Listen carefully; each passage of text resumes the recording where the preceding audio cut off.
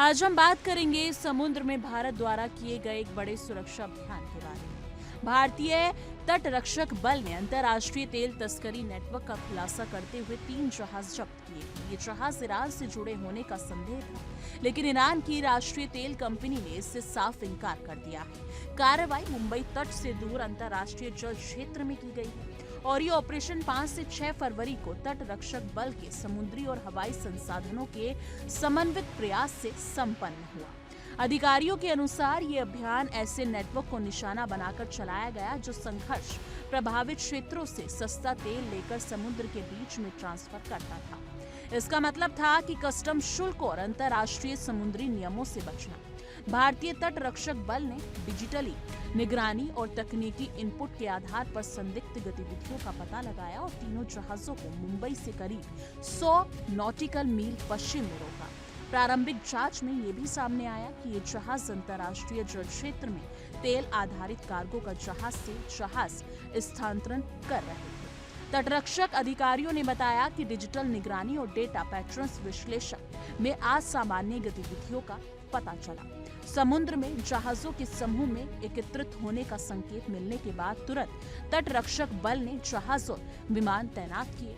तलाशी के दौरान जहाजों से इलेक्ट्रॉनिक डेटा, दस्तावेजों और चालक दल से पूछताछ की गई। शुरुआती जांच में पता चला कि नेटवर्क कई देशों में फैले संचालकों द्वारा संचालित किया जा रहा था। सस्ते तेल को समुद्री जहाजों से अंतर्राष्ट्रीय जल क्षेत्र में बड़े टैंकरों में ट्रांसफर किया जाता था ताकि कार्गो के स्रोतों को छुपाया जा सके। अधिकारियों ने यह भी बताया कि ये नेटवर्क जहाजों की पहचान को छुपाने के लिए उनके नाम, झंडों और डिजिटल पहचान को बार बार बदलता रहा। जहाजों के स्वामित्व का संबंध विदेशी संस्थानों से होने की आशंका जताई जा रही थी। इससे मामले का अंतर्राष्ट्रीय पहलू और भी जटिल और गंभीर बन गया। ये स्पष्ट करता है कि अंतर्राष्ट्रीय समुद्री तस्करी केवल एक स्थानीय समस्या नहीं है, बल्कि ये वैश्विक व्यापार और सुरक्षा को प्रभावित करने वाला मुद्दा बनता जा रहा है।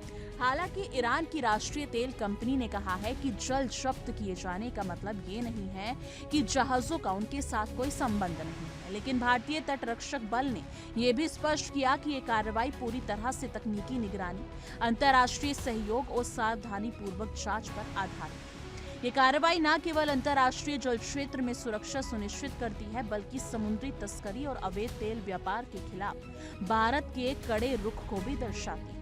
इस ऑपरेशन से यह भी संदेश जाता है कि भारत अपने समुद्री क्षेत्र और समुद्री सुरक्षा को गंभीरता से लेता है। डिजिटल निगरानी और डेटा एनालिटिक्स का उपयोग करके तट रक्षक बल ने अंतर्राष्ट्रीय स्तर पर फैले नेटवर्क को बेनकाब किया है। ये ऑपरेशन सिर्फ एक सख्त कार्रवाई नहीं, बल्कि तकनीक और रणनीति के प्रभावी संयोजन का उदाहरण है। तो दोस्तों, ये मामला साफ करता है कि अंतर्राष्ट्रीय समुद्री सुरक्षा और तेल तस्करी की रोकथाम में भारत की भूमिका कितनी महत्वपूर्ण है। ये ऑपरेशन ये भी दिखाता है कि कैसे आधुनिक तकनीक, सतर्क निगरानी और कूटनीतिक पहल के माध्यम से ऐसे अंतर्राष्ट्रीय अपराधों पर नियंत्रण पाया जा सकता है। अगर आपको ये वीडियो पसंद आया हो और आपको ये जानकारी समझ आई हो और आप अंतर्राष्ट्रीय घटनाओं, सुरक्षा और रणनीतिक मामलों की ताज़ा खबरें देखना चाहते हैं, तो आपकी इस मुद्दे पर क्या राय है? आपको क्या लगता है?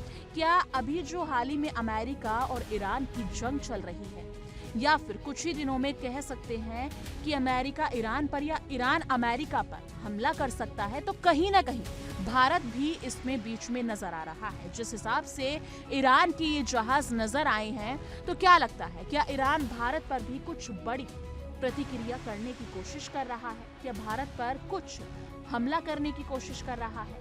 लेकिन इन सब के बीच अभी इंतजार है भारत की तरफ से प्रतिक्रिया क्या कुछ आती है और आने वाले दिनों में क्या कुछ होता है। लेकिन इस मुद्दे पर आपकी क्या कुछ राय है, कमेंट सेक्शन में अपनी राय जरूर साझा कीजिएगा। देखिए इंडिया डेली 24/7 अब आपके स्मार्ट टीवी पर। इंडिया डेली मौजूद है सभी डिजिटल प्लेटफॉर्म पर लाइव और लगातार। इंडिया डेली 24/7 हर दिन राष्ट्र को समर्पित।